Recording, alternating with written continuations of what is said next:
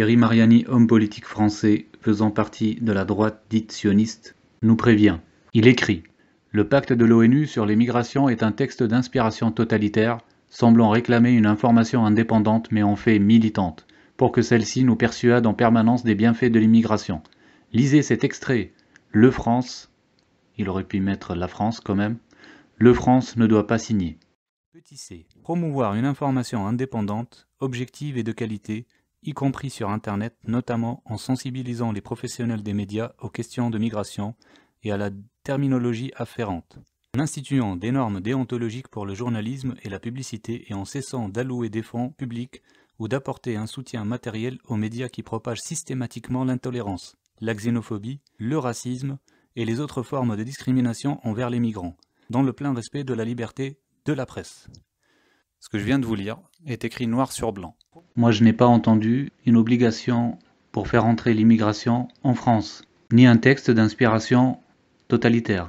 Bien au contraire, pour une fois que les médias sont pointés du doigt, comme je l'ai dit dans d'autres vidéos, allez vous procurer le texte, il n'y a aucun secret, il fait 40 pages. On n'y fait référence à aucune obligation d'absorption d'immigration. Il s'agit juste de fixer un cadre qui protège les droits des migrants. De toute façon, ils viendront. Tant qu'on cassera leur pays et qu'on pillera leurs ressources. Le pire, c'est que ce texte que Thierry Mariani nous balance comme sa preuve ultime est en fait ce que nous avons toujours recherché, c'est-à-dire que les médias arrêtent de nous manipuler. Que les médias arrêtent de pourchasser un certain groupe de personnes par leur racisme et leur xénophobie. Ce texte parle de la déontologie des journalistes et des publicités. C'est pourtant eux le problème. Qui peut les défendre? Et pour une fois qu'on a un texte qui dénonce les médias, les BFM TV et les publicités qui nous abreuvent du matin au soir avec leurs manipulations et leurs mensonges, leur incitation à la haine, leur incitation à la consommation. Les journalistes, parlons-en, il n'y en a plus un qui travaille et qui est intègre. Ce quatrième pouvoir est corrompu totalement. En plus des médias qui nous manipulent, les fake news qui sont injectés sur les réseaux sociaux ajoutent de la confusion, de la désinformation et renvoient les déçus vers les médias mainstream. Ce cercle infernal de désinformation est créé pour nous perdre, pour ne jamais savoir identifier le vrai ennemi.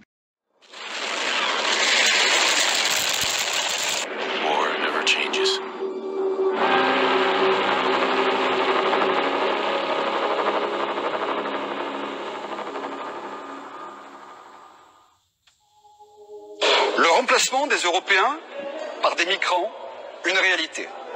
Le remplacement de la population européenne par des migrants n'est pas une théorie du complot. C'est une recommandation officielle de l'Organisation des Nations Unies.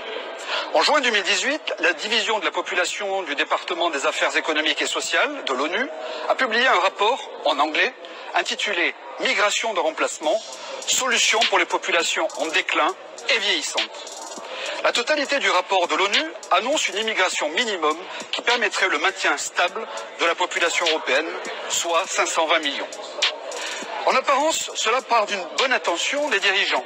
C'est pour payer les retraites, disent-ils. Mais les chiffres énoncés sont vertigineux. C'est une vraie submersion migratoire qui nous attend tous. Selon l'ONU, l'Europe devrait accueillir, tenez-vous bien, 160 millions de migrants avant 2025. 160 millions de migrants sur 520 millions d'habitants. Dans 7 ans, pour stabiliser la démographie de l'Europe, c'est un tiers des Européens qui sera remplacé par une population d'origine immigrée et en plus, majoritairement islamique. Quant à la France, qui déborde déjà de migrants depuis 40 ans, elle devra encore absorber 925 000 migrants chaque année jusqu'en 2025, soit près de 7 millions supplémentaires. Ce nouveau cadre immigrationniste mondial s'appelle le Pacte mondial sur les migrations, qui doit être signé à Marrakech par les États membres de l'ONU les 10 et 11 décembre 2018. La Hongrie, l'Italie, l'Autriche, Israël, etc., dirigés par des gouvernements responsables et respectueux de leur peuple, ne signeront pas ce pacte avec le diable. Macron, lui, va signer dès demain, le 10 décembre. Et comme toujours, la propagande institutionnelle ira bon train pour nous faire croire que l'immigration est une chance pour l'Europe et une chance pour la France. Pour masquer l'échec total de l'Union européenne et résoudre l'équation d'une inflation basse avec un chômage élevé, les eurofédéralistes ont opté pour une immigration économique de masse. Des travailleurs immigrés qui accepteront, eux, d'être en plus sous-payés à 1 euro de l'heure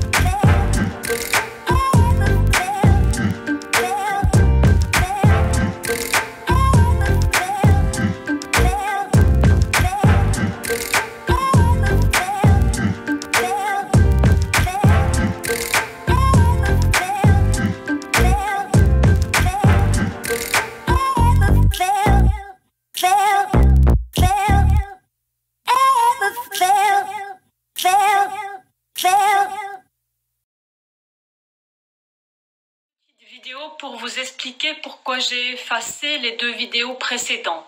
Les 2 vidéos précédentes et la vidéo actuelle sont bourrées de mensonges et de manipulations. Alors d'abord, j'ai été étonnée par le nombre de vues de ma 3e vidéo et dépassée par le nombre de commentaires. Et dans ces commentaires, il y avait énormément de gens qui demandaient une solution, qui voulaient absolument une solution. C'était pas du tout mon but de faire une vidéo en mode solution. C'est pas ça que je voulais faire. Mais du coup, je me suis laissée entraînée par ces commentaires. Et donc, j'ai pensé que j'allais faire une vidéo en mode solution. Et puis, quand je l'ai regardée, cette vidéo, elle m'a pas plu du tout parce que je me vois pas du tout dans ce rôle-là. C'est-à-dire, je me vois pas du tout dans le rôle du gourou qui doit dire aux gens ce qu'ils ont à faire. Donc, je me suis dit que ça n'avait pas été une bonne idée, ces vidéos. Et mon intuition. Voilà où elles sont mes références. Donc, pas de preuves, pas de références officielles. Ensuite, on continue. Je ne prétends pas détenir la vérité. On est d'accord, ce que je vous donne, c'est ma vision du monde. Donc, je prétends absolument pas détenir la vérité. Ce que je dis, ça engage que moi. Voilà. Je ne vais pas m'amuser à mettre des précautions oratoires dans le style « je pense que », il se pourrait que à chaque phrase. Hein, c'est sous-entendu. Voilà, ça n'engage que moi. Donc, et pour finir, je ne vous apporte aucune solution. Alors, si vous voulez entendre une nana qui n'a pas de preuves, qui n'a pas de référence, qui ne prétend pas détenir la vérité et qui ne vous offrira pas de solution, eh bien dans ce cas, bienvenue sur ma chaîne. Alors pour tous les autres, eh ben c'est très simple, hein. Il n'y a aucune loi qui vous oblige à m'écouter. Il n'y a aucune loi qui vous oblige à regarder mes vidéos. Donc, si ça ne vous plaît pas, ben, allez sur une autre chaîne. Voilà, et foutez-moi la paix avec vos commentaires stupides. Bon, on a réglé nos comptes. Maintenant, on peut y aller. Voilà. Donc, ce que je cherche à faire, moi, ce que j'essaye de faire, ma modeste contribution. Ouais. J'ai fait des recherches sur Internet et j'ai compris comment fonctionnait plus ou moins ce système. Et pour combattre un système, il faut comprendre comment il fonctionne, sinon on ne peut pas le combattre efficacement. C'est exactement ce qui se passe actuellement. Des gens croient combattre le système et se font manipuler par lui. Donc je pense que plus on comprendra comment fonctionne ce système et plus on pourra le combattre efficacement. Donc moi, c'est ce que je me propose de faire, de vous expliquer comment fonctionne ce système et comment ne plus vous laisser manipuler. C'est ça ma contribution. Je ne suis pas en mode solution, je ne suis pas un gourou. Voilà, donc ma contribution, ça va être ça, et maintenant on va s'en tenir à ça. C'est-à-dire que mes vidéos suivantes, ça va être, je vais continuer sur ma lancée, c'est ce qui me réussit. Hein, le reste, ça ne me réussit pas. J'ai bien vu, voilà. Donc, voilà. Alors, je vais faire une deuxième partie. Attendez, je vérifie d'abord si je vous ai bien dit tout ce que je voulais vous dire. Je relis ma feuille. Voilà, je voulais juste vous dire qu'il y a 2 personnes que j'aime bien sur YouTube, mais c'est pareil, ça engage que moi. Si elles vous plaisent pas, elles vous plaisent pas. Voilà, donc il y a Antoine de la chaîne Nouvelle Terre que j'aime beaucoup, et il y a Fabrice de la chaîne OEC que j'aime bien. Je tiens à remercier cette dame qui arrive à faire quand même 10 000 vues pour m'avoir épargné de faire du montage avec les 2 youtubeurs qu'elle a cités. C'est la même compagnie, des approximations, du vrai faux, du faux vrai, très imagé et très colorié. On est plus dans le domaine des romans, sauf qu'ils se présentent comme chercheurs de vérité. Il y en a des tas d'autres que j'écoute, mais ceux-là, je les aime bien. Après, vous faites ce que vous voulez, et si vous plaisent pas, ils vous plaisent pas. Voilà. Bon, alors ce qu'on va faire, c'est qu'on va faire une deuxième partie, et puis où je vais vous parler du tenez-vous bien, pacte mondial pour des migrations sûres, ordonnées et régulières. Et ensuite, je ferai une troisième partie où je ferai un tout petit résumé de 2 minutes des 2 vidéos que je viens de supprimer pour les gens qui ne les auraient pas vues et qui regretteraient. En fait, j'ai rien à regretter parce qu'il n'y avait pas grand-chose dedans, mais je vous ferai un petit résumé à la fin. Comme ça, les gens qui ont vu mes vidéos, vous pourrez zapper à la fin. Vous n'avez rien loupé, vous pouvez la croire sur parole sur ce coup. Il n'y avait rien dedans, enfin rien de vrai, rien de réel. Voilà, alors on y va pour le pacte mondial pour des migrations sûres, ordonnées et régulières. Alors, heureusement qu'il y a des internautes qui sont au courant, parce que moi, j'étais pas au courant. Donc voilà ce qui se passe.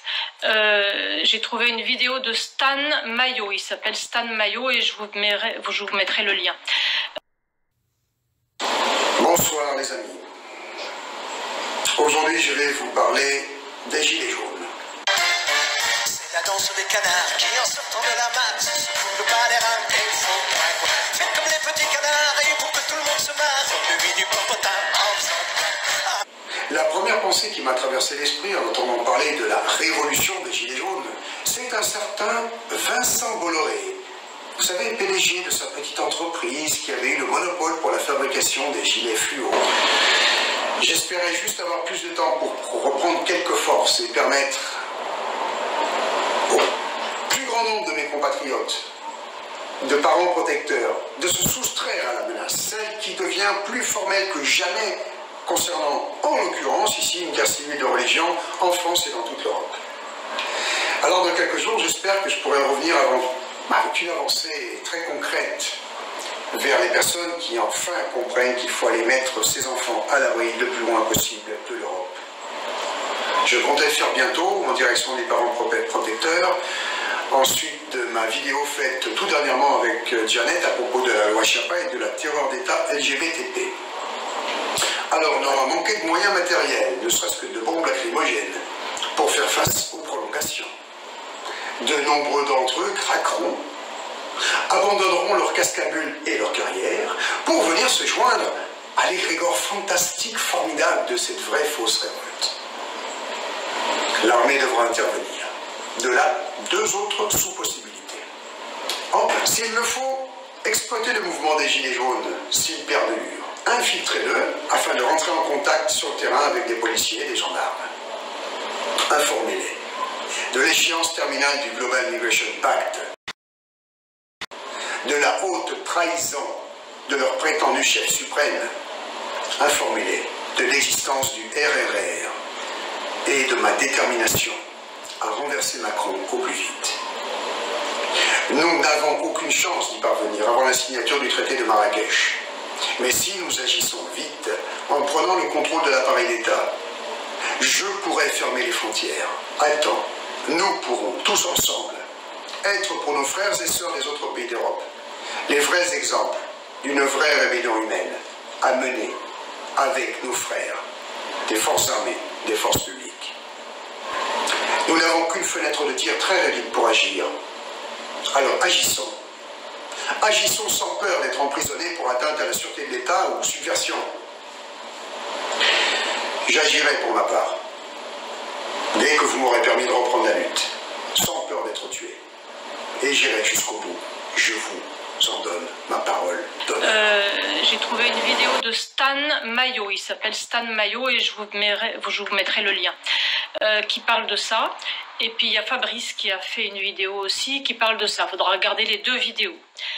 Voilà ce qui se passe. Le 10 décembre et le 11 décembre à Marrakech, sous l'égide de l'ONU, il y a un pacte qui va être signé, et qui va être signé par Macron entre autres, pour des migrations surordonnées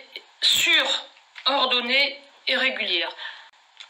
En gros, c'est pour déréglementer tous les flux migratoires. C'est-à-dire que il va y avoir une immigration massive. Voilà, et ce pacte va être signé. Alors moi, voilà, maintenant que je sais ça, j'ai compris ce qui s'est passé avec les gilets jaunes. C'est un rapport direct. C'est-à-dire que les gilets jaunes, toute cette espèce de pseudo-révolte, ça a été calculé pour servir de diversion. pendant qu'on s'occupe des gilets jaunes. Alors la couleur de mon pull, ça n'a rien à voir, hein, c'est par hasard. Pendant qu'on s'occupe des gilets jaunes, eh bien, on ne regarde pas ce qui se passe à Marrakech et ce pacte était en train de passer totalement inaperçu. Dieu merci, il y a un internaute qui s'en est rendu compte et donc voilà. Donc ça permet de faire passer ça de manière totalement inaperçue, puisque tout le monde est concentré sur les gilets jaunes. Ça a dû être prévu de longue date, ça, mais de très longue date. Je vois ça d'ici. On doit faire passer un pacte migratoire. Et on a peur que les gens n'apprécient pas. Donc il faut détourner l'attention. Bon, qu'est-ce qu'on va pouvoir faire pour détourner l'attention? Il y a tout un tas de solutions, mais la solution qu'ils ont retenue, c'est de faire descendre les gens dans la rue. Alors, ils ont bien expliqué à Macron que son rôle, c'était d'énerver les Français, hein, de les énerver au maximum, en les insultant, en les méprisant et en faisant passer des lois épouvantables. Et celle qui a fait déborder le vase, si j'ose dire, c'est les taxes sur l'essence. Bon, les gilets jaunes, ça devait être prévu depuis longtemps. Si ça se trouve, ça a été prévu quand ils ont fait passer la loi, comme quoi il fallait acheter un gilet jaune pour sa voiture. Si ça se trouve, c'était prévu depuis ce moment-là. Donc voilà, ils ont dû calculer, ils ont dû dire, voilà, on va les envoyer dans la rue, on va mettre une nana qui s'appelle Jacqueline, qui va leur dire ceci, cela. On va leur donner l'idée de mettre des gilets jaunes, comme ils en ont déjà, hop, comme ça ils pourront se reconnaître. Et puis quand ils seront dans la rue, on va faire monter la mayonnaise entre ceux qui sont pour, ceux qui sont contre, et pendant qu'ils seront en train de se tabasser, de se faire cogner dessus par les CRS, hop, discrètement, on envoie Macron qui déjà se balade dans tous les pays de la planète, hein, depuis le début des problèmes en France, depuis le début des Gilets jaunes, il n'a pas mis les pieds en France. Alors c'est des voyages officiels, donc c'est prévu vachement à l'avance. Donc ça a dû être calculé pour qu'il ne soit pas en France pendant tout ce temps-là, comme ça il risque rien. Et là, donc, il va à Marrakech et il signe le pacte pendant que tout le monde est occupé à savoir s'il faut être gilet jaune ou pas gilet jaune, et pia. Tout le monde a son attention tournée vers les gilets jaunes, et pendant ce temps-là, ils font passer le pacte.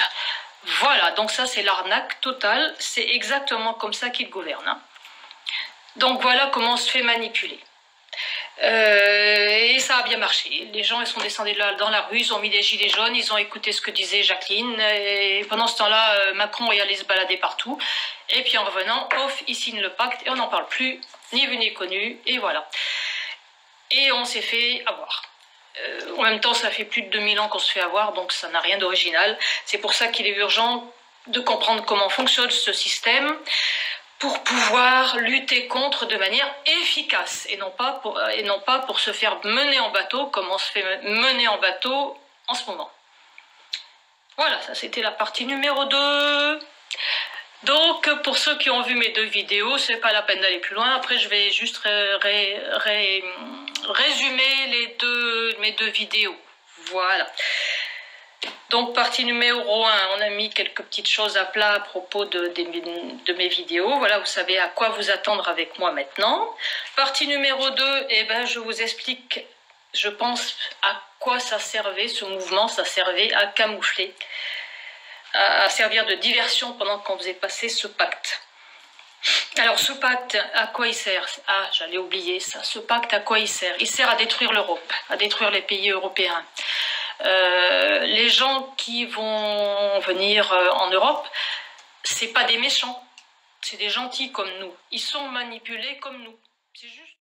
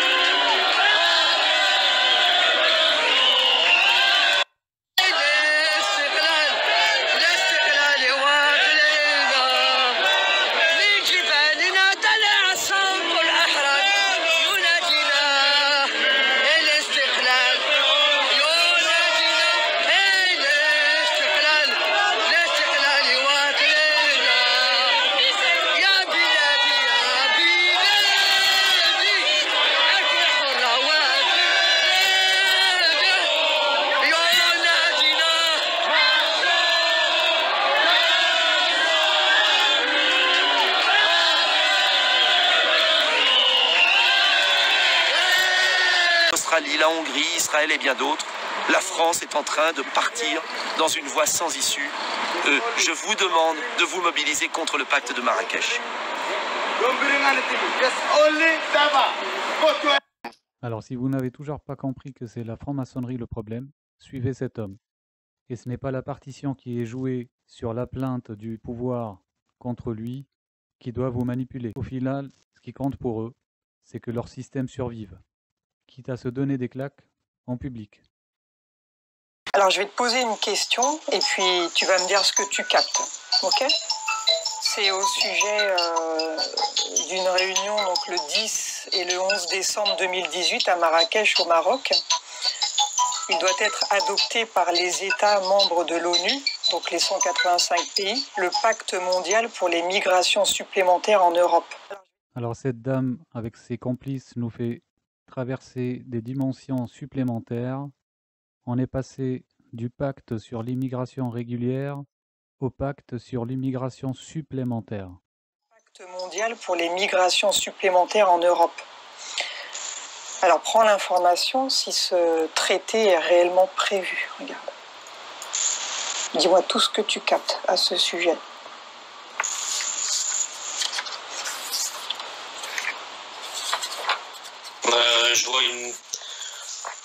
Je vois une vague du coup de migration, mais une vague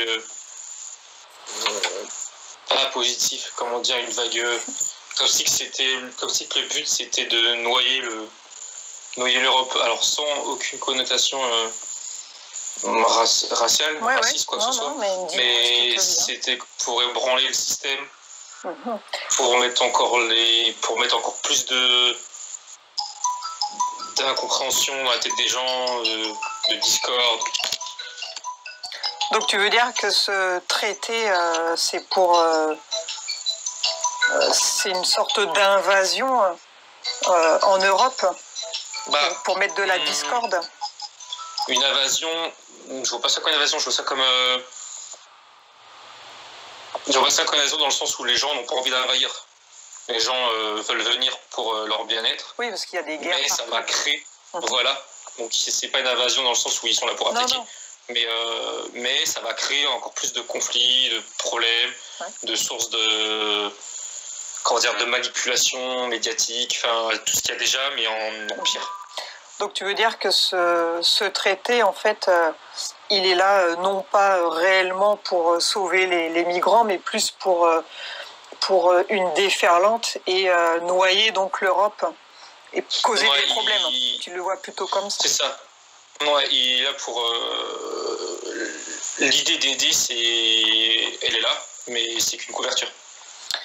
Donc ce qui veut dire qu'après, donc ils pourront instaurer leur gouvernance mondiale totalitaire suite à cela, suite au chaos qu'il va y avoir. Respect à ce Gavroche adulte, tombé pour la patrie. Et vous, les Parisiens du 16e, qui allez cracher sur les gilets jaunes, ne voyez-vous pas que les gilets jaunes défendent vos droits? On vous a entendu dans les cafés. On vous a entendu vous plaindre en disant que c'est provinciaux qui viennent foutre la merde à Paris. Mais vous vous prenez pour qui? Vous, les parigots, vous êtes qui? Vous êtes aussi des citoyens. Ils se battent pour vous, ces gens-là. Et vous leur crachez à la gueule. Honte sur vous. Citoyen, je ne sais qui tu es, mais aujourd'hui tu manques à des êtres que tu aimais et qui t'aimaient. Et ton assassin, je le pointe du doigt. C'est Emmanuel Macron et son suppôt, Castaner, dont les noms sont entrés cette nuit dans l'histoire des bourreaux du peuple de France. Ce beau parleur ne vous rappelle personne? Réfléchissez bien. Regardez bien l'écharpe. Bravo, toute ressemblance n'est pas fortuite, l'autre manipulateur officie tous les jours sur BFM TV. Ne pas oublier non plus, le boss des boss.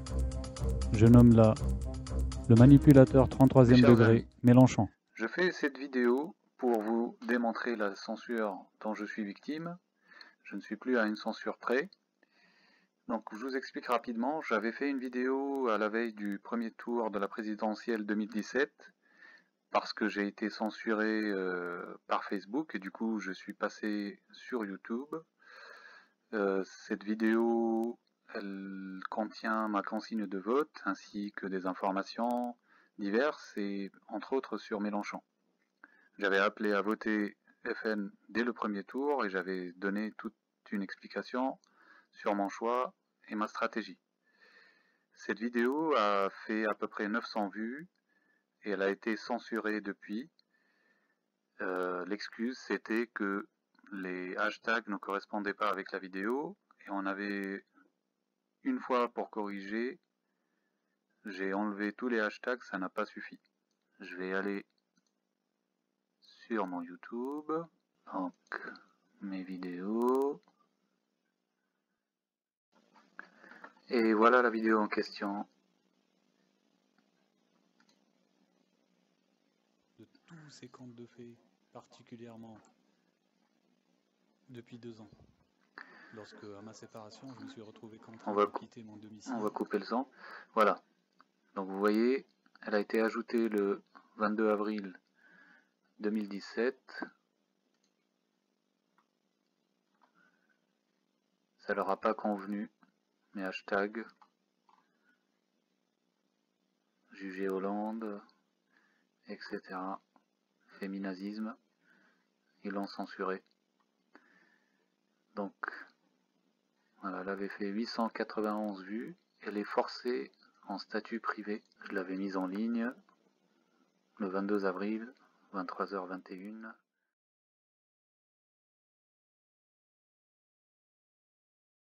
Et donc, plus particulièrement, j'ai découvert cette incroyable secte qui est devenue la religion d'État français, et je pèse bien mes mots, et qui s'appelle féminisme. Oui, comment en est-on arrivé à accepter la promotion d'un seul sexe aujourd'hui, tout en ridiculisant en permanence l'autre sexe, le masculin bien entendu? C'est un travail hargneux et acharné, médiatique, merdiatique, faisant un mélange intentionnel et confusionnel entre virilité, machisme, délinquance, viol, agression, etc. De tout ce qu'il y a de plus pervers, de diabolique.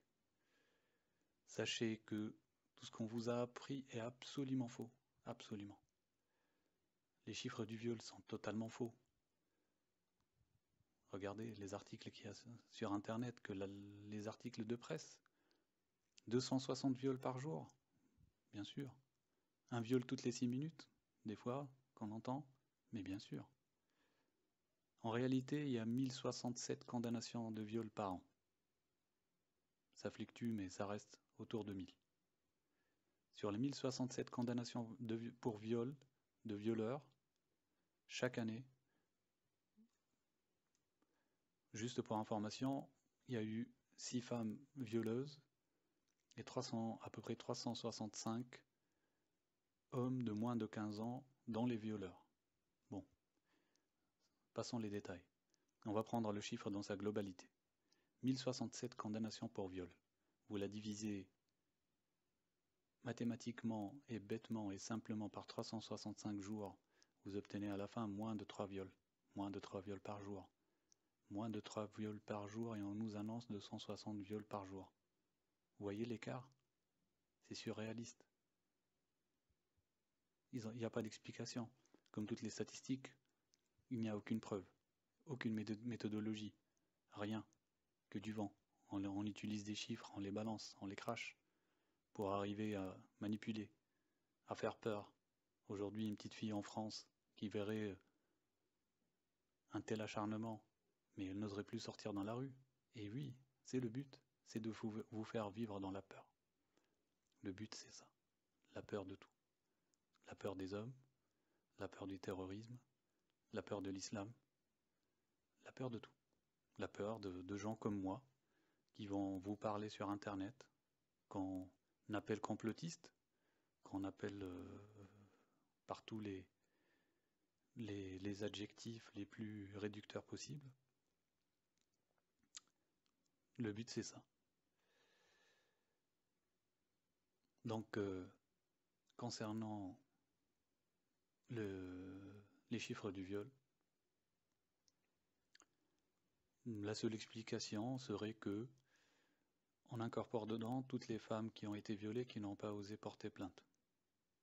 Donc, vous voyez bien l'écart. On a à peu près 250 femmes par jour qui sont violées et qui ne portent pas plainte. Comment le sait-on? Ne vaut-il pas mieux se baser sur les condamnations? Parce que ça s'est produit après enquête, après des fois des aveux, après condamnation, après jugement, après vérification. Ne serait-il pas plus juste d'utiliser ces chiffres-là, plutôt que des extrapolations d'astrologie? Je vous laisse juge. Ensuite, l'autre propagande fausse, qui est totalement fausse, c'est la différence de progression de carrière en entreprise, qui est, d'après eux, c'est Goebbels, c'est Goebbels de la propagande, qui nous tiennent là depuis plusieurs années. Elle serait uniquement, donc ces différences de carrière et de salaire, uniquement défavorables aux femmes. C'est totalement faux. À l'argument habituel avec lequel on nous culpabilise de semaine en semaine, pour un poste égal, un métier égal, une tâche égale, une femme, à la fin du mois, reçoit moins sur sa fiche de paye que son collègue homme. Ça fait 15 ans. Ça fait 15 ans qu'on nous répète ça, mais il faut nous dire quelles sont ces entreprises. Quelles sont ces entreprises? Montrez-nous les preuves. Quelles sont ces entreprises? Quand les banques boycottent, pour moi, c'est inacceptable que ça existe une telle chose. On est capable de boycotter des entreprises qui ne respectent pas beaucoup de normes, qui utilisent dans d'autres pays le travail des enfants, ou qui ne respectent pas des normes d'éthique ou de climatologique. Et là, sur ce point-là, on ne cite jamais aucune entreprise. Bon, si vous arrêtez 2 minutes, vous demandez si c'est dans l'éducation nationale, sachant que bon, elle est totalement féminine, hein, c'est bien le problème de l'éducation nationale, c'est qu'on a chassé l'autre éducateur, le masculin. Non, on vous dit non. Non, c'est public. Le public n'est pas concerné, parce que c'est l'État, et l'État ne peut pas jouer à ce jeu-là. Bon, très bien. Bon, ben, on élimine toute la fraction publique, il nous reste le privé. Le privé, les entreprises françaises, il n'y en a pas tant que ça, si on élimine tout ce qui est artisanat. Si on élimine les boulangeries, les salons de coiffure, on élimine l'artisanat, il ne reste pas beaucoup d'entreprises. On les connaît, des grandes entreprises. C'est des banques, c'est des raffineurs, c'est des éditeurs de logiciels. Comment s'appellent-elles ces entreprises? Comment s'appellent-elles? C'est des entreprises étrangères qui sont sur le sol français, qui ne respectent pas le droit français? C'est des constructeurs étrangers, japonais? Qui? Qui sont ces entreprises? C'est des aciéries? Donnez-nous des réponses. Nous voulons les boycotter, ces entreprises, qui ne respectent pas l'égalité homme-femme. Nous voulons les boycotter. Alors, maintenant pour simplifier, si nous imaginons, nous en avons largement les preuves, nous en avons largement les preuves aujourd'hui. Les patrons, le privé en général, les patrons du privé en général sont présentés comme assoiffés de profit, prêts à tuer femmes, hommes et enfants, mettre des familles à la rue pour gagner 1 euro supplémentaire. Nous le voyons tous les jours, que ce soit vrai, presque vrai ou pas totalement vrai. C'est une réalité qui est admise par à peu près tout le monde. Ce capitalisme est devenu fou et absolument personne ne le conteste. Alors, partant de ce principe-là, si jamais c'était vrai, que les femmes font les mêmes tâches, les mêmes postes que les hommes, fournissent le même résultat à la fin, pour moins cher, pour un salaire inférieur, mais alors la conséquence serait immédiate. Les patrons se mettraient uniquement à embaucher des femmes. Vous verrez plus d'hommes embauchés dans aucune entreprise privée dans ce pays. Enfin, c'est logique. C'est logique.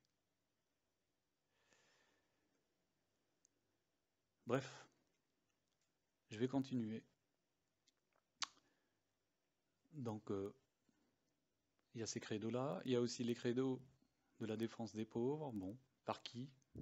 C'est qui défend les pauvres? Bah, vous voyez bien, par la classe dominante qui se présente à toutes les élections et qui tient tous les pouvoirs. C'est eux qui présentent les pauvres. Alors que franchement, bon, si on réfléchit un tout petit peu, si demain il n'y avait plus de pauvres, eux, cette classe dominante, n'existerait plus.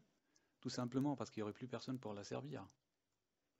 Il leur faut des pauvres. Hein. Pour qu'ils soient riches, il faut des pauvres. Demain, si tout le monde est riche, tout le monde est pauvre. Tout le monde est moyen, au final. Il y a aussi la défense de l'immigration. Le dada de la gauche. Hein. Cette gauche pire que tout. Hein. Cette gauche qui a massacré cette société française. Pourquoi faire cette défense acharnée de l'immigration et des immigrés? Parce qu'il faut... C'est à l'envers. Hein. En réalité, ils ne défendent pas les immigrés. Hein.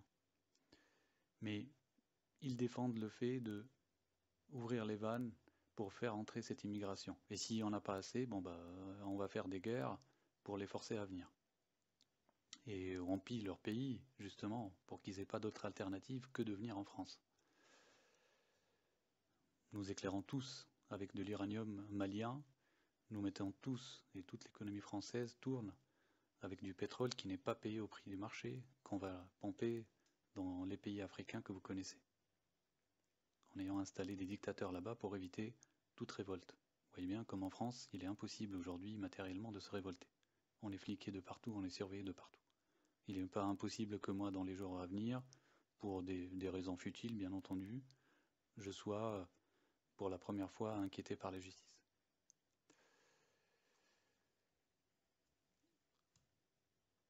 Alors, pourquoi la défense de l'immigration? Parce que il faut toujours du sang neuf pour les tâches les plus ingrates en France, qui flirtent franchement avec l'esclavagisme, pour lesquels aucun Français qui normalement constitué, qui n'est plus à la sortie de l'adolescence, dans ses rêves, présentés par les séries et les téléfilms, plus aucun Français n'accepte de faire ces tâches-là. Un Français qui connaît ses droits. Pourquoi? Parce que il se mettrait immédiatement à protester et à réclamer ses droits dès qu'il les verrait pas respectés. La moindre des choses, c'est que lorsqu'il est malade, il va s'arrêter, parce qu'il connaît ses droits, il va s'arrêter en arrêt maladie. Alors qu'un immigré, bon, il découvre les arrêts maladie et tout le droit français, le droit social français, vraiment, il faut beaucoup d'années avant qu'il découvre ça. Et même quand il le découvre, il ne tombe jamais malade. Ce qu'ils savent, maladie égale licenciement. Lorsque souvent les contrats de travail sont bancaux, voire inexistants. Alors continuons. Bien entendu, cet esclavagisme des immigrés, sur les Français aussi. Hein. Attention, hein, j'ai pas dit que moi Français ou vous Français, nous menons une vie acceptable, confortable et digne. On en est très loin. Mais eux c'est pire. Eux c'est pire parce que déjà, pour s'en sortir, vous voyez bien, les carcans de l'administration, de la justice, la recherche de travail, défendre ses droits. Alors imaginez eux, c'est pas leur pays d'origine, c'est pas leur langue d'origine, c'est pas leur fonctionnement, ils n'ont pas ici de réseau de soutien locaux, familiaux. Alors imaginez pour eux, imaginez un seul instant pour eux ce qui les attend. Oui, c'est un esclavagisme admis, voulu, supplié même par ces gens, par nous aussi, parce que si vous en voulez pas de ce travail, allez mourir dans votre coin ici, ou rentrez mourir dans votre pays. Hein. Le message, l'alternative, elle est simple. Ou alors, bon, on connaît les autres alternatives, hein, basculer dans la délinquance pour vous en sortir. Et là, voilà, ça y est, on y arrive. On enferme donc, en fait, une certaine population dans un cercle d'échecs perpétuel. Vous savez, je vous apprends rien. Si vous battez le chien le plus gentil qui existe dans un coin, un jour arrivera où il mordra. C'est mathématique. C'est comme ça qu'on fabrique des chiens dangereux. Et alors si on revient au monde des humains, il y a cette main invisible des services de l'État français et d'autres entités extérieures parfois, qui encouragent ces chiens battus à aller dans un certain sens. Vous voyez ce que je veux dire? Avec des scénarios qui tombent toujours à pic pour passer telle ou telle loi, faire telle ou telle guerre, tuer telle ou telle révolte, décrédibiliser telle ou telle noble cause, ou alors telle ou telle manifestation.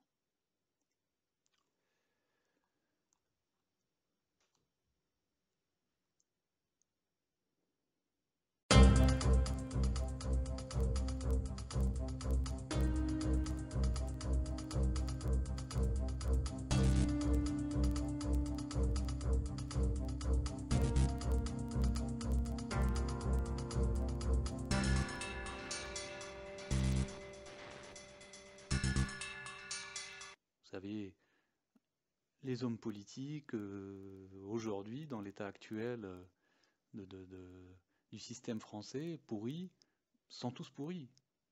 Hein, je vous fais pas de révélation. Et on peut on peut considérer que les Le Pen et Fillon, par rapport aux autres, sont beaucoup plus honnêtes. Hein, si on prend les autres comme repère, on trouve immédiatement que Fillon est honnête et Le Pen est très honnête. Pourquoi? En comparaison. Pourquoi? Parce qu'au moins eux, ils cherchent pas à faire la morale aux autres. Ils savent que tout le monde mange. Bon. Ils sortent pas les dossiers des autres. Ce qui pourrait, hein, c'est trop facile. Tout le monde, ce que je vous dis, vous trouvez partout, tout le monde le sait.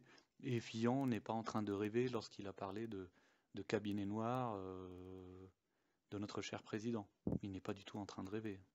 C'est le b.a.-ba. Certainement que lui-même avait son propre cabinet noir à l'époque. C'est vraiment à quoi ça sert sinon d'avoir le pouvoir, d'être à l'Élysée, à Matignon, à quoi ça sert au final, hein? Je vous laisse avec la vidéo. D'élus qui font embaucher dans des collectivités leurs femmes, leurs cousines, leurs filles, c'est énorme. Quand je vois notre ami Jean-Luc Mélenchon en train de donner des leçons, de dire mais alors la droite n'a vraiment pas beaucoup de chance, je la plains. Mais moi je plains la gauche, quoi. Je veux dire que moi j'ai été dans la même collectivité que Jean-Luc Mélenchon. Dès que sa fille a perdu une élection lamentablement du côté de Lyon, bizarrement, un poste s'est ouvert au Conseil général de l'Essonne et on l'attendait comme le Messie pour venir bosser en Essonne et qu'elle ait de quoi survivre. La nonchalance vis-à-vis des postes et des fonctions, elle est généralisée. Moi, et Jean-Luc Mélenchon, comme les autres, pour lui, était normal parce que c'est quelqu'un qui a toujours vécu des fonds publics. Enfin, je ne sais pas si jamais il a travaillé un jour un petit peu dans sa prime jeunesse, mais je ne suis pas sûr. Il a toujours vécu de ça, donc c'est pas anormal. Et donc, sa fille était embauchée, son gendre était vice-président du Conseil général, et tout ça va très bien. Et quand moi, je le fais condamner parce qu'il utilise des voitures et des chauffeurs du Conseil général alors qu'il n'y est plus depuis des mois, il faut bien que quelqu'un le véhicule, et que comme sur son argent de sénateur, il ne va quand même pas payer un chauffeur, c'est le conseil général qui lui paye des chauffeurs et des voitures. On a eu pire pour moi, puisque quand il était vice-président du conseil général, il a été nommé ministre. D'ailleurs, pas un mauvais ministre, pas un mauvais secrétaire d'État. Il devait avoir une rémunération entre 2000 et 2500 € par mois, comme vice-président du conseil général et membre de la commission permanente, mais on ne le voyait jamais. Il était chargé de la communication parce que le budget de la communication était très opaque, il était chargé de ça, mais ça ne le dérangeait pas de toucher toutes ces indemnités, tout en touchant l'indemnité de ministre. Et une fois ou deux, on l'a vu arriver avec des motards pour venir à la buvette, nous rejoindre. Mais, et c'est vrai qu'un jour, je lui ai dit, mais quand même, Jean-Luc, on ne te voit pas,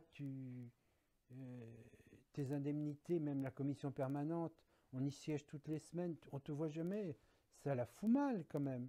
Il m'a répondu, mais je ne serai pas toujours ministre, et puis voilà quoi. Alors, je pense que maintenant, avec ces produits de livres et de produits dérivés et les t-shirts qu'il vend à son effigie, il peut s'en sortir. Mais à l'époque, visiblement, tout était bon à prendre. Donc quasiment, Jean-Luc Mélenchon a occupé un emploi fictif au Conseil général de l'Essonne, alors qu'il y était secrétaire d'État, et pourtant totalement absent du Conseil général. Pour moi, c'est pire qu'un emploi fictif, parce que il s'est présenté au suffrage universel et il s'est engagé devant les électeurs à remplir un job qu'il n'a pas fait. Il a pris le beurre, l'argent du beurre, peut-être un peu le soleil à la crémière, mais en tout cas, il n'a pas respecté ses engagements. Et quand même, c'est de l'argent public. Mais il vous fera des grands discours sur l'argent public et sur M. Fillon. Et alors pourquoi est-ce que, bizarrement, ça devait se savoir, pourquoi est-ce que la presse locale, je ne sais pas, ne s'en est pas fait écho pourquoi est-ce qu'au niveau local, personne ne s'en est ému? Parce qu'il y a d'abord une espèce de complaisance. Nous, en Essonne, on a eu un truc particulier, c'est qu'il y a une espèce d'amour étrange, très interpellant, entre Serge Dassault, qui, au niveau national, est patron du Figaro, mais au niveau local, il avait acheté le canard local, qui s'appelait Républicain, et il y avait une entente absolue entre Serge Dassault et Jean-Luc Mélenchon. Il fallait bipolariser entre le méchant capitaliste et le rouge. Quand Jean-Luc Mélenchon a eu ses ennuis, quand j'ai porté plainte pour détournement d'argent public, la presse nationale s'en est fait écho. Évidemment, le procureur de la République s'en est saisi, mais il a eu un rappel à la loi parce que quand même, c'était pas très raisonnable. Le seul journal qui n'en a pas parlé, c'est le journal local de M. Dassault. Et je me souviens d'avoir écrit à Serge pour lui dire, mais quand même, c'est énorme. À chaque fois qu'il se passe un truc un peu important dans ce département, ça passe sous le boisseau pour des espèces d'ententes qui sont un peu étranges. D'accord. Il y avait une amitié alors entre eux? Mais il y a une fascination évidente. Et si vous regardez les photos où ils se regardent, entre Mélenchon et Dassault, c'est très très étrange. Il y a une fascination entre le marchand d'armes et Octobre Rouge. L'éducation nationale nous hisse en dernier, dans les derniers, dans tous les classements mondiaux.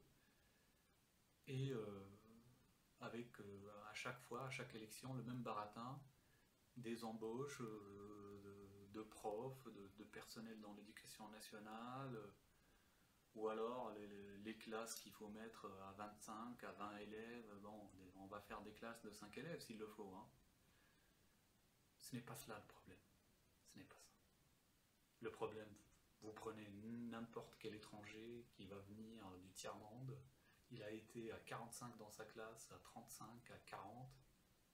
Il n'a pas eu toutes les méthodologies scientifiques françaises. Et bien, croyez-moi, il va mieux écrire le français qu'un français.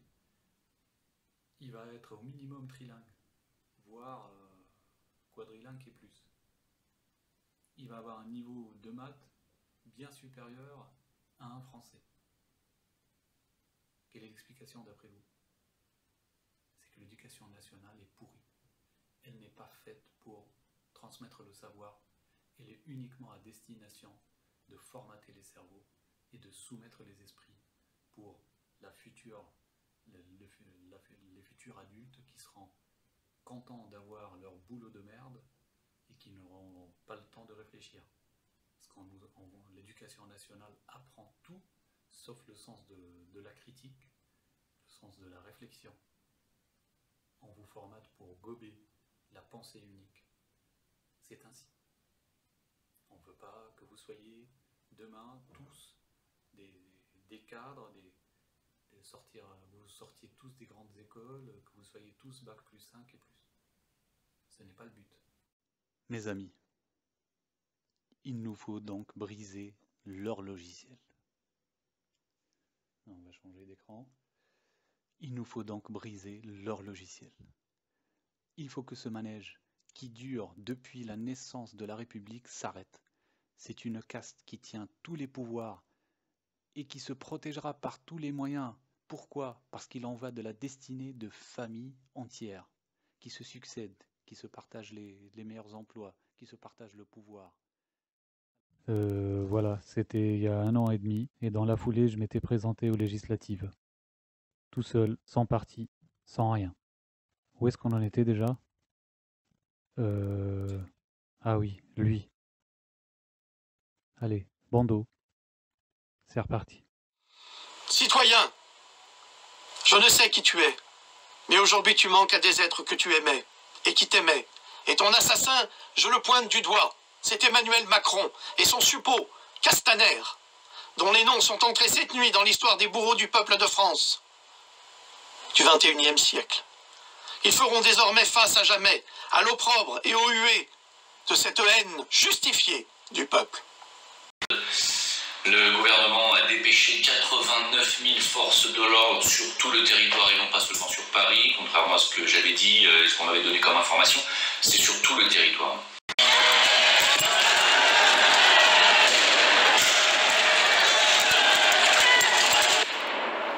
Faites une pause, le temps d'un instant. À présent, tournez votre regard dans cette direction. Tiens, la colère a également frappé le peuple belge au même moment. Et en Hollande aussi, le vent d'hiver semble se propager en Europe comme un printemps arabe. À présent, il est temps de vous montrer ce qu'il va se passer si vous restez, comme nos dirigeants le souhaitent, focalisés sur la hausse des taxes. La hausse des taxes est comme un arbre. Et le nez dans le brouillard des gaz lacrymogènes a réclamé justice. Aucun des gilets jaunes ne semble avoir remarqué la forêt, ou en tout cas, ne l'a dénoncé. We both declared the conclusion of the negotiations, say it together with me, of the Global Compact for Safe, Orderly and Regular Migration is agreed. Et si vous souhaitiez comprendre en quoi le nouvel ordre mondial est une menace pour notre pays, voici la réponse. Le 10 et 11 décembre prochain, 190 chefs d'État et de gouvernement se réuniront à Marrakech pour signer ce qui va mettre un terme définitif à notre souveraineté. L'objectif ? Opérer une migration massive de 253 millions de migrants déjà prêts à quitter l'Afrique au sein des différents États et gouvernements signataires. Offrir à tous les migrants des papiers d'identité, leur faire bénéficier obligatoirement des services de base tels que le remboursement des soins médicaux et favoriser l'accès à l'emploi au même titre qu'un citoyen français, ainsi que l'accès à des comptes en banque et autres services de base tels que des crédits. Non, vous ne rêvez pas. C'est exactement ce que l'ONU pousse chaque pays à accepter afin de réparer l'injustice que vous, Français, avez fait subir au peuple d'Afrique en déstabilisant leur pays. Ah, c'est sûr que ce n'est pas la société française Lafarge, après avoir financé Daesh à hauteur de 500 000 $, qui se plaindra de nouveaux migrants comme main-d'œuvre à bas coût. Mais rassurez-vous, il semblerait que l'on peut refuser ce pacte tout comme l'ont déjà fait l'Australie, la Pologne, la Slovénie, la Croatie, l'Autriche, la Hongrie, les États-Unis, Israël et l'Arabie Saoudite. Sauf que Emmanuel Macron et Angela Merkel sont enthousiastes à l'idée de signer ce pacte. Une minute. Vous êtes dans la rue aujourd'hui afin de réclamer de meilleures conditions de vie, vous bravez le froid, les gaz lacrymogènes et les coûts des CRS afin de vivre dignement, sortir de la précarité, et vous n'acceptez pas cette migration massive? Eh bien, passons à la vignette de cette vidéo. Le Rassemblement national exige du président de la République qui s'apprête à signer avec une glorieuse inconséquence le pacte de Marrakech de renoncer à cet acte de trahison. Si ce texte devait être signé, le Rassemblement national indique qu'il combattra pied à pied toutes les mesures qu'il contient. Certains le savent, je suis très porté sur la symbolique et si Marine Le Pen y apparaît, c'est tout simplement parce qu'elle fait partie de la fondation de ce nouvel ordre mondial. Elle aussi est complice. Voici ce que je pense aujourd'hui. Emmanuel Macron, qui prépare sa sortie, va laisser place à Marine Le Pen ou à Marion Maréchal en vous révoltant encore plus avec ce pacte. Si vous étiez déjà en colère, sachez que leur plan est de la décupler encore. Emmanuel Macron et Marine Le Pen, faisant partie de la même team, continuent leur plan car ce qui va arriver, c'est que pour remplacer Emmanuel Macron, leur objectif est de faire ce qu'il était prévu depuis longtemps. Installer Marine Le Pen, ou sa nièce, sur le trône. Vous comprenez? Alors est-ce que ce pacte va être signé ou pas? Je suis encore mitigé, mais je pense que oui.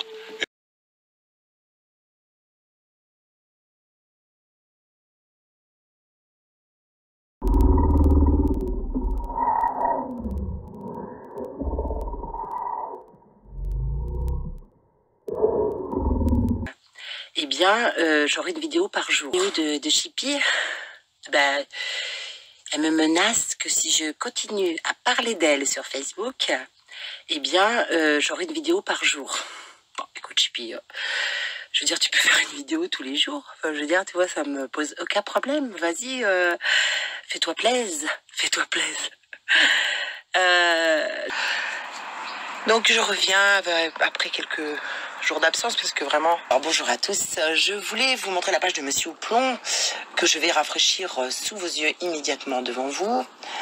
Voilà, nous voyons bien que sa dernière vidéo est ici.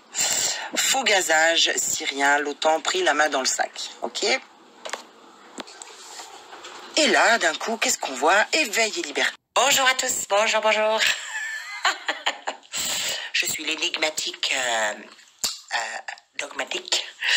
Mon rôle, en fait, est de donner aux âmes qui viendront s'incarner sur cette planète leur dogme, hein, que chacun ait bien son dogme, de façon à ce qu'il obéisse, à ce qu'il se soumette, à ce qu'il ait peur, hein, voilà, parce que le dogme sert à ça. Je sais pas si tu es au courant. Pas au courant? Il faut qu'on commence dès le départ. Ramous, je vous laisse écouter. Bonjour à tous et bienvenue dans le train à destination de la pauvreté. Votre conducteur ainsi que son chef de bord, monsieur Emmanuel Macron, et sa chère et tendre Brigitte, vous souhaitent un bon voyage. Ce train desservira la gare de la loi travail, les 80 km/h, la réforme des retraites, la taxe du carburant et son terminus, la pauvreté. Ce train partira à l'heure pour une fois, comme vous l'avez compris, et qui n'ont aucune sanction. C'est une honte. Et pourquoi est-ce que ça continue? Pourquoi est-ce qu'il y a des débordements? Attention, on n'incite pas à la haine, on ne veut pas de débordement. Justement, nous, on a essayé d'apaiser les esprits. Oui, on a vu des flics taper sur des manifestants. Oui, on a vu des débordements. Oui, on est censuré sur les réseaux sociaux. Oui, on nous oblige à ne pas parler. Mais je vais parler au nom de tout le monde. Les gilets jaunes, c'est ça.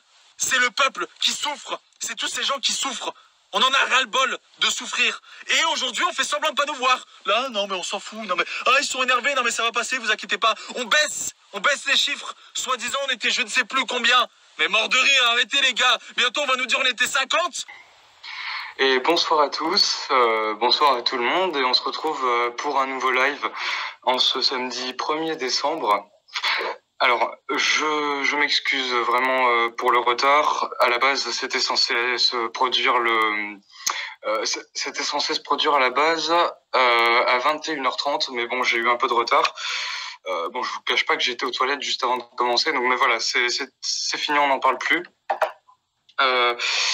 Oui, dans cette vidéo, je voulais vraiment aborder en urgence la situation actuelle qui rejoint la vidéo précédente qui a été faite.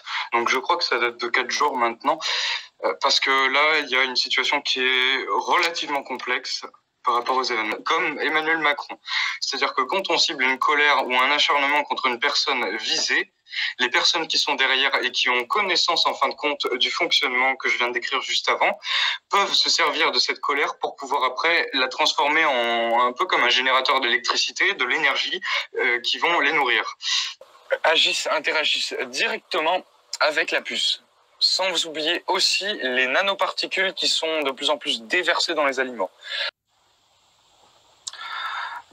Bonsoir à tous. Ils ne savent pas vraiment ce qu'ils font puisque la Lune a des influences très néfastes vis-à-vis de la planète et elle n'est en aucun cas à vénérer. Voilà, pour ceux qui vouent un culte complètement aveugle à la Lune, faites attention avec ça, comme le Wesak et tout ça.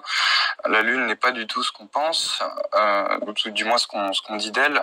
Et là, je dis même pas dans la dimension classique, là c'est dans la excusez-moi, dans la dimension spirituelle, ou dans la dimension spirituelle, on va souvent promettre la lune comme un équilibre parfait avec le soleil, comme la partie féminine avec le soleil, ce qui, à un certain niveau, n'est pas fou. Attention. Et c'est là que c'est intéressant et que ça permet de comprendre jusqu'où va le mensonge et l'illusion.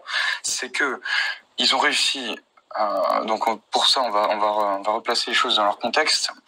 Certains groupes d'êtres ont réussi à positionner un astre qui à l'origine n'était pas du tout dans l'emplacement dans lequel il est actuellement en orbite autour de la Terre, qui à la base n'était pas ce qu'il est aujourd'hui, autour de la Terre, et donc qui a été artificiellement installé pour créer justement un filtre par rapport au rayonnement du Soleil. Donc ça, aujourd'hui c'est vérifiable pour ceux qui savent s'y prendre dans les autres plans pour aller vérifier par eux-mêmes. La Lune n'est pas du tout positive vis-à-vis des humains et vis-à-vis de la Terre dans son processus d'élévation et d'évolution. À un certain niveau, oui, puisqu'elle permet de créer une fluctuation qui permet après de pouvoir surmonter cette interférence pour évoluer, ça oui, mais sur le court terme, elle entraîne énormément d'entraves sur l'évolution. Donc, la Lune, non, n'est pas un astre qui apporte des miracles. Pourquoi les gens ont la sensation de ressentir des énergies positives vis-à-vis de la Lune? Alors, je ne veux pas le dire pour tout le monde, mais pour une grande majorité, c'est tout simplement parce que la Lune est un réfléchissant d'intention et qu'elle renvoie immédiatement les intentions positives à l'envoyeur. Donc, ceux qui vont envoyer des énergies très très bienveillantes à la Lune vont recevoir en miroir illusoire leurs propres intentions qu'ils ont envoyées à la Lune. Et ça, c'est valable pour tout type de situation. Paf, alors, je vais vous en faire une petite démonstration simple. Par où commencer? Alors, oui, vous allez me dire pourquoi ce titre, Échec et Maths. Ben, vous allez voir, je vais vous faire une petite démonstration simple, très simple. Vous savez que moi j'aime bien les généralités, j'aime pas les détails. Le diable se cache dans les détails et j'aime pas les détails. Voilà, donc pourquoi Échec et Maths? Évidemment, quand je dis ça, je parle de la France, mais pas seulement. Hein. La France n'est que le reflet de ce qui se passe un peu partout sur cette planète finalement. C'est qu'on a enfin pour parler de la France clairement, pour revenir sur la France, on a un pays qui était une république depuis 2 siècles. Vous savez que la République est une création maçonnique, que la franc-maçonnerie est luciférienne, vous le savez. Ce qui ne veut pas dire satanique, je le répète, je mets encore l'accent là-dessus une dernière fois. En fait, on est en train de glisser doucement d'une France luciférienne, hein, il faut le dire, à une France satanique. Voilà, donc je vais vous faire la démonstration de ce qui est en train de se passer en France aujourd'hui, c'est-à-dire que la République recule, hein, c'est-à-dire toutes les valeurs qu'il y a eu, c'est-à-dire toutes les lumières, finalement, vous savez que la France du 19e siècle, 18e, 19e, 20e siècle a été une France qui a quand même illuminé le monde, hein, par ses penseurs, par ses chercheurs, ses ingénieurs, ses philosophes, sa médecine, etc. C'est la France des Lumières. Hein. La lumière, vous savez qui est porteur de lumière, hein, c'est Lucifer. Cette France lumineuse, même si elle a été encore peut-être même plus lumineuse à l'époque de Louis XIV, qui était la France chrétienne, est en train de perdre doucement ses valeurs républicaines, hein, c'est-à-dire tout ce qui a fait les droits de l'homme, ce qui a fait la grandeur de ce pays, en fait finalement, quelque part, qui a contribué à faire la grandeur de ce pays. Hein. Regarde-moi ça. Et voilà les réels casseurs. Oh, attends. Hé.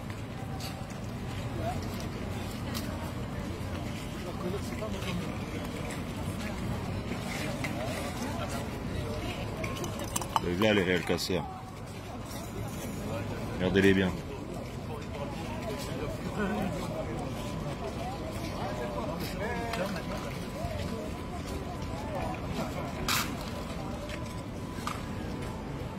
Moi dans les cités on les voit pas les gars là.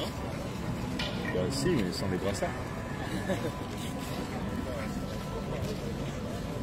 Là il y a un sacré troupeau là.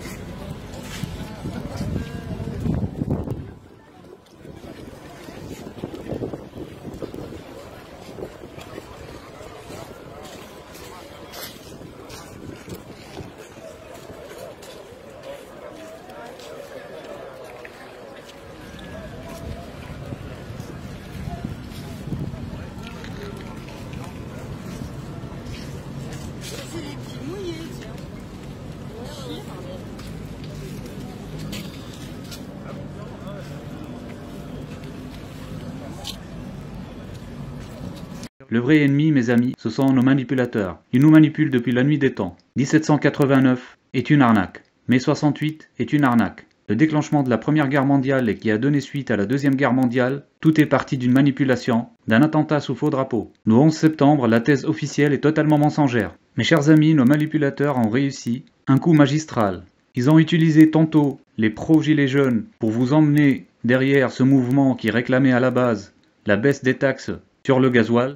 Le système a aussi utilisé ses propres agents que j'ai dénoncés depuis le début. Madame Gouraud, qui pratique l'ectoplasmie, une science occulte de communication avec l'au-delà, qui tenait un réseau de médiums et qui pour la circonstance aujourd'hui a une teinture de grand-mère avec des lunettes rassurantes. Avec son acolyte, il voulait emmener depuis le début le mouvement gilet jaune, pour le moment venu, appelé au calme. C'est ce qu'ils font aujourd'hui, soi-disant que les casseurs seraient les gilets jaunes, les vrais manifestants. Non mes amis, les casseurs sont la police politique, les mercenaires infiltrés, grimés, pour seul but de décrédibiliser ce mouvement. À partir du moment où l'on travaille, il n'y a plus de question d'amitié du tout qui tiennent. Voilà. C'est on travaille. C'est pour ça que pour les contrôles, si elle n'accepte pas un nouveau contrôle, eh ben, je ne fais pas la séance. Mais elle le sait. Donc, oui, je le sais. Donc non, ça se passe très bien. Alors au niveau après des fragments qu'on peut avoir, autant le fragment solide que j'ai eu sur l'avant-dernière séance, qu'on a eu sur l'avant-dernière séance a disparu. Autant, par exemple, les fragments ectoplasmiques que j'ai pu avoir sous ces ongles, je les ai toujours. Vous vous rendez compte ce que j'ai? J'ai un trésor à la maison. Puisque à la base, puisqu'il y a le contrôle, je dirais, au niveau des ongles, il n'y avait rien. Ah ben non, il n'y avait rien au départ. Il faut préciser, c'est qu'il n'y avait strictement rien au départ. Et il y a je dirais, oui, une matérialisation. Donc là, moi quand j'obtiens... Mon Dieu, qu'est-ce que j'ai dit? Non, c'est pas ça. C'est quand je peux constater qu'il y a des fragments comme ça, c'est comme si je découvrais le Saint Graal, quoi. Hein. Parce que c'est quelque chose qui vient d'une autre dimension et qu'on obtient dans la nôtre. Donc, d'où notre recherche passionnée là-dessus. Parce que c'est... alors aujourd'hui, évidemment, si on avait un gentil mécène qui viendrait nous aider, évidemment qu'on aurait beaucoup plus de renseignements, évidemment. Donc on lance un message à tout mécène qui serait intéressé par notre recherche. D'ailleurs, en plus, il ferait partie des pionniers de ce siècle parce qu'il n'y en a plus. Personne ne le fait. On va pas dire, c'est vrai que on se sent seul quand même dans cette recherche. Oui. Oui. On se sent seul. Oui. Parce que on peut pas, je dirais, on peut pas communiquer avec d'autres personnes parce que personne ne le fait. Des informations avant, après, pendant. Mais on sait qu'il y avait des médiums régurgitateurs. Je peux vous dire que c'en est pas un. C'est impossible. Avec les contrôles que j'ai faits, ce n'est pas un médium régurgitateur. Après, donc on a les contrôles physiques, il faut vérifier la peau puisque l'ectoplasme s'extériorise par tous les orifices, mais peut aussi s'extérioriser par les pores, puisqu'on l'a déjà eu en séance. Donc ce que je dis, c'est vrai. Tout ce que je dis, de toute façon, c'est expérimenté et vu. Voilà. Je ne me base pas sur ce qui a été fait avant, c'est expérimenté et vu. Constaté. Constaté, voilà. Ensuite, parmi les contrôles, contrôle de la bouche, contrôle des mains, des ongles, puisque l'ectoplasme peut aussi s'extérioriser sous les ongles. On a déjà eu des fragments ectoplasmiques sous les ongles. J'étais contente ce jour-là. Non mais c'est vrai, c'est tellement extraordinaire. C'est extraordinaire. Donc voilà, tout un tas de contrôles physiques. Le médium se retrouve nu. Et elle va dans la salle, elle n'a jamais accès à la salle où ça se passe. La salle est fermée, elle ne peut pas y entrer. Elle est sous surveillance constante. À partir du moment où elle vient sur le lieu où se déroulent les séances d'ectoplasmie, elle est suivie en permanence. Donc en fait, même pour aller aux toilettes, elle est obligée de me le dire. Disons voilà. Ça garantit, je dirais, l'authenticité d'une séance. Entre-temps, notre colère populaire et légitime, aura été épuisée dans de faciles revendications de prix d'essence et d'un pouvoir d'achat abstrait, invérifiable, et au final des réclamations économiques qui ne seront jamais satisfaites, parce qu'ils diminueront l'un pour augmenter l'autre. Ce que nous subissons est aussi la conséquence du recul devant les bonnets rouges à instaurer la taxe carbone aux poids lourds. Comment voulez-vous qu'on partage la richesse des élites alors que ce sont les élites qui détiennent le pouvoir de le faire? Non, mes amis, ce pourquoi il faut se battre, ce sont les sujets sociétaux sur lesquels on ne pourra pas être embourbé. On ne pourra pas alors nous manipuler avec des chiffres et des tours de passe-passe, des démonstrations mathématiques complexes. Le sociétal, mes amis, c'est demander des comptes sur les guerres menées à l'international et qui nous coûtent un bras. Là, il ne pourra pas y avoir de magouille. Dans leur réponse, c'est soit on continue la guerre, soit on l'arrête. Si on est convaincu qu'il faut arrêter ces guerres, alors le mouvement continuera jusqu'à ce qu'on soit entendu. De même pour ce qui est... Vient enfin l'acte final de désinformation. Ces chercheurs de vérité qui croient dénoncer un plan caché, ces idiots utiles du système et pour certains ces agents du système, qui croient pouvoir arrêter le plan alors qu'ils installent la pire étape du plan, ils sautent à pieds joints et vous emmènent avec eux dans le piège tendu justement par le plan, la dualité facile et habituelle, tout chien contre migrants, nationaux contre étrangers.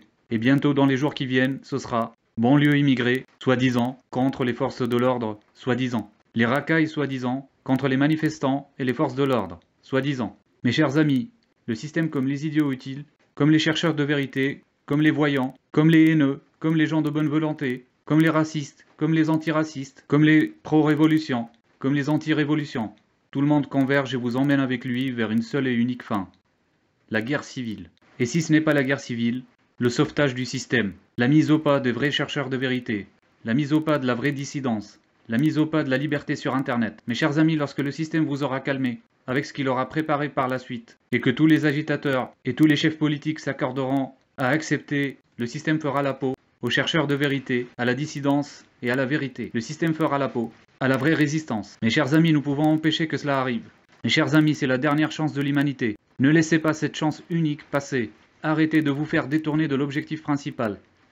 L'objectif principal, c'est de déloger la franc-maçonnerie. L'objectif principal, c'est de reprendre les médias dans un premier temps. L'objectif principal, c'est de régler les vrais problèmes du pays. Les problèmes de santé, les problèmes de vaccins, les problèmes de justice familiale. Mettre en place un revenu universel qui ne coûtera pas un centime de plus, mais qui nous apportera à chacun 800 € de plus par mois, en plus de nos revenus. Mettre un coup d'arrêt aux guerres, qui sont très coûteuses, qui amènent de l'immigration, qui tuent des gens innocents. Arrêter le massacre fait à nos enfants dans l'éducation nationale. On leur bourre le crâne avec de l'idéologie, alors qu'ils sont là pour apprendre le savoir. Mes chers amis, soulevez-vous dans le bon sens. Allez ceinturer les médias, pacifiquement. Levez les bras en l'air. Ne laissez personne entrer, laissez tout le monde sortir. Négocions des représentants à l'intérieur des plateaux télé. Des représentants en coulisses, derrière la caméra. Des observateurs qui hurent les mensonges, qui hurent les calomnies, qui hurent la manipulation. Ce sera la première étape. Mes chers amis, ne tombez pas dans les pièges. J'appelle solennellement la banlieue à ne pas tomber dans le piège. J'appelle solennellement les Français à ne pas tomber dans le piège. J'appelle solennellement les villes à ne pas tomber dans les pièges. J'appelle solennellement tout le monde à ne pas tomber dans le piège. Allez pacifiquement, empêchez les manipulations dans les médias et n'allez pas sur les théâtres de guerre qui vous auront préparé pour demain et les jours à venir. Filmez les casseurs, interpellez-les et livrez-les à la police et à la gendarmerie. Lorsque vous effectuerez le blocage des médias, levez les bras en l'air, collez-vous les uns aux autres et ne touchez à personne. Lancez des lives et des directs sur les réseaux sociaux pour montrer au monde entier notre pacifisme, pour montrer au monde entier que les médias français manipulent. Montrez cette réalité plutôt que eux puissent montrer la casse qu'ils ont créée. Mes chers amis, c'est notre dernière chance. Le monde nous regarde. La France qui a commencé la première à entrer dans cette manipulation invisible, cette monarchie invisible, ce système invisible qui est très difficile à décoder, qui est la franc-maçonnerie, qui fait croire à tout le monde liberté, égalité, fraternité, alors qu'il n'en est rien. Ils ont la magistrature, ils ont toutes les institutions. Ils ne respectent pas la laïcité, tous les politiques sont francs-maçons. Mes chers amis, nous pouvons corriger cette erreur de l'histoire. Cette erreur de l'histoire qui a donné lieu au complot et à la manipulation de 1789, pour ensuite avoir toutes les autres manipulations et tous les autres complots meurtriers qui ont donné la Première et la Deuxième Guerre mondiale, et ensuite la manipulation de mai 68, où l'État a offert de l'argent à tout le monde, en nous endettant tous. Aujourd'hui, nous payons la dette, elle est lourde. L'État recommencera à l'infini à s'endetter pour avoir la paix sociale, pour que le système perdure. Aujourd'hui, l'État se sent menacé, croyez-moi, ils savent qu'ils risquent des condamnations pour haute trahison. S'il le faut, ils multiplieront le SMIC par 10. Nous ne voulons pas leur argent, parce que c'est notre dette, c'est notre argent. Nous ne voulons pas de leurs cadeaux avec notre propre argent. Nous sommes assez grands pour se le faire tout seuls. Mes chers amis, ne reculons plus, ni devant leurs nouvelles manipulations, ni devant leurs plans. L'objectif principal, mes amis, l'objectif principal, c'est d'en finir avec ce système pourri. Et ce n'est pas en inventant de nouvelles républiques que ça marchera. Et ce n'est pas avec le référendum d'initiative citoyenne que ça changera. Cela voudra dire la continuation dans le système républicain. Ça ne marche pas. Il faut donner le pouvoir au peuple par Internet, totalement et complètement. Il faut supprimer toutes les inventions républicaines, à commencer par le Sénat. Il faut faire la transition dans le calme et non par le lynchage. Je peux vous soumettre un ensemble d'idées pour une transition douce et sans effusion de sang. Mes chers amis, ne vous laissez pas entraîner par la haine. C'est leur ingrédient. Il règne depuis la nuit des temps avec ce système. Ordo ab chaos. Le chaos, ils le créent à partir de la haine. Ils nous font vivre aujourd'hui le nazisme à l'envers. Les dirigeants défendent l'écologie, le peuple réclame le gasoil. Les dirigeants défendent les migrants, le peuple s'y oppose. C'est une manipulation, mes amis, c'est un piège. Mes amis, ne les laissez pas gagner. Ne les laissons pas nous prendre pour des abrutis. Soyons raisonnés, lucides et stratèges. Ne vous occupez pas de Macron. C'est un piège. Il ne faut pas aller le chercher nulle part. Ne vous approchez pas de l'Élysée, c'est un piège. Là où il faut aller, mes amis, c'est devant leurs instruments, leurs forces de frappe médiatiques, les chaînes de télévision. Soyez assez nombreux pour empêcher les entrées et les sorties pacifiquement, les bras levés, sans toucher à personne. Ne tombez pas dans le piège qui est préparé par la suite. Les images chocs et un chaos sont préparés pour samedi. Soyez lucides. Ayez l'œil affûté. Ne vous laissez pas entraîner par la colère, par la peur. Mes chers amis, soyez valeureux, soyez courageux. Si nous sommes tous soudés, migrants comme nationaux, d'origine française comme d'origine étrangère, alors nous aurons une chance de gagner. Alors un jour nous vaincrons. Mais s'ils continuent comme par le passé à nous diviser, alors tous sans exception, nous resterons pour l'éternité leurs esclaves, leurs troupeaux. Nous ne gagnerons jamais notre liberté, ni la liberté des autres peuples que nous opprimons. Mes chers amis, il y a une autre voie. La voie de Voltaire n'est plus acceptable. Voltaire qui disait « La paix est plus importante que la vérité ». Mes chers amis, il est temps de donner plus d'importance à la vérité jusqu'à obtenir un jour la paix. À ce moment-là, ce sera une vraie paix, une paix juste, une paix pour toujours. Mes chers amis, à bas la République maçonnique, vive la France catholique.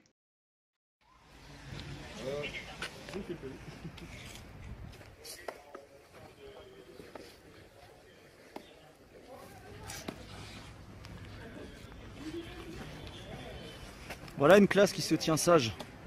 On va voir ça à leur prof. Je pense qu'ils n'ont jamais vu ça. On lève pas la tête, on regarde droit devant.